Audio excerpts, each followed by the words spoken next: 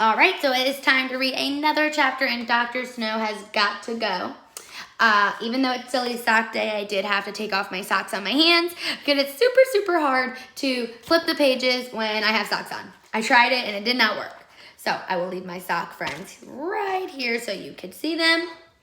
And I will begin reading with no socks on my hands. Okay. We are on chapter 3, brainstorming. A science fair? I never heard of a science fair. Will there be cotton candy at the science fair? Asked Ryan. No, said the snowman. Will there be rides? Asked Alexia. No. Can we win stuffed animals? I asked. No. What? The science fair sounds like a science unfair to me. Boo! Everyone was booing and hooting and hollering and freaking out. Mr. Docker held up his hand and made a V with his fingers. That's the victory peace sign, and it kind of means shh, be quiet. The science fair is going to be fun, the snowman told us. Each of you can do an experiment just like a real scientist. Kids can't be scientists, somebody yelled. Sure they can, replied the snowman. You can conduct experiments in chemistry, physics, biology, and engineering using everyday objects you have around your house. Each of you will do a project. Wait, I think he just said the P word. Project is a horrible word because it means work. It means cutting and pasting and drawing and gluing and folding and stapling stuff. I'd rather fall into quicksand than do a project. I'd rather get attacked by a porcupine than do a project. I'd rather go to school on the weekend than do a project. Will there be prizes for the best project? Asked Andrea, who will do anything as long as she might win a prize so she can show that she's better than everybody else. Yes, said the snowman. The student with the best science project will win a year's pass to the City Science Museum. And they will also receive a year's supply of Porky Pork sausages. Yay! Everyone started cheering. I didn't like museums very much, but Porky Pork's sausages are the best pork sausages. Oh, I hope I win, said little Miss Perfect as she filled out the all-purpose room. Me too, said Emily, who always agrees with everything Andrea says. When we got back to the class, Mr. Cooper passed out. He passed out paper and pencils.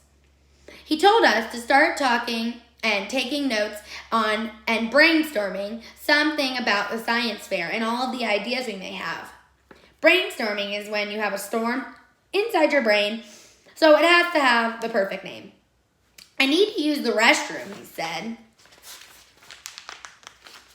I'll be back in a few minutes to see how you're making out. Ugh, gross, we all shouted. As soon as Mr. Cooper left, Ryan, Michael, Neil, and I snapped into action.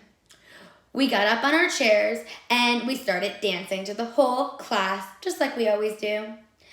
Boys, Andrea said, rolling her eyes, while you waste your time acting like dummies, I'm going to get to work so I win the science fair. I really didn't care about winning the science fair contest. I just wanted to make sure that Andrea didn't win. So I sat back down and tried to think of a cool science fair project.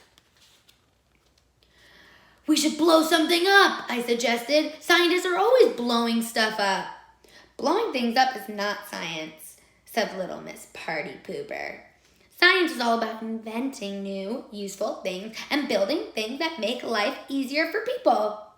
Inventing things. That's got all of us thinking.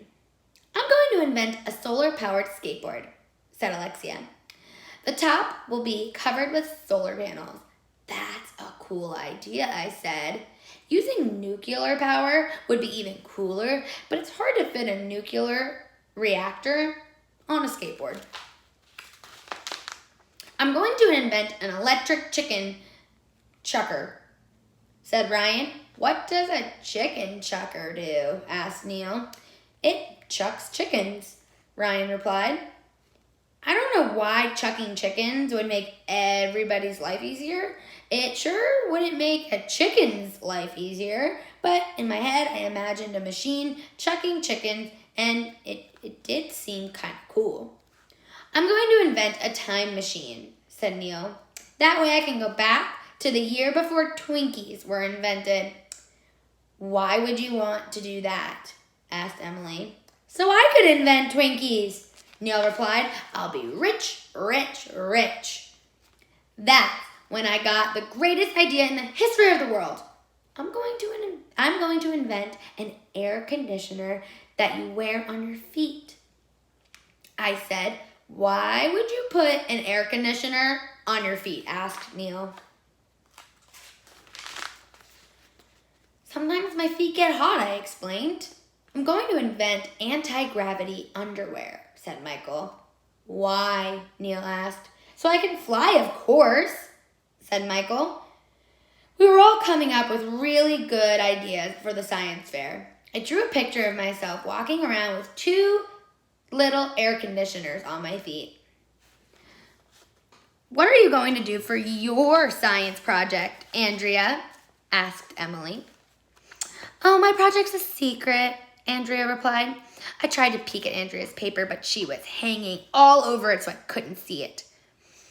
I still say we should blow something up, I announced. Maybe we can invent a robot that makes people's lives easier, and then we'll have to have it blow up when the robot turns evil.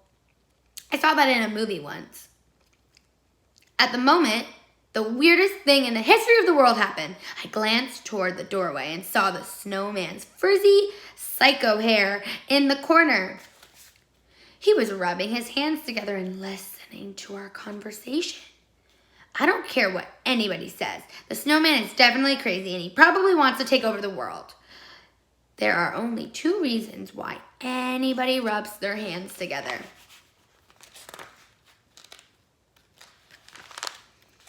Either they want to take over the world or they're cold. And the snowman, he wasn't cold. That's him rubbing his hands together. Kind of looks like he's got like an evil genius plan. All right, I hope you guys liked chapter 3. Stay tuned for tomorrow when we have chapter 4. Bye.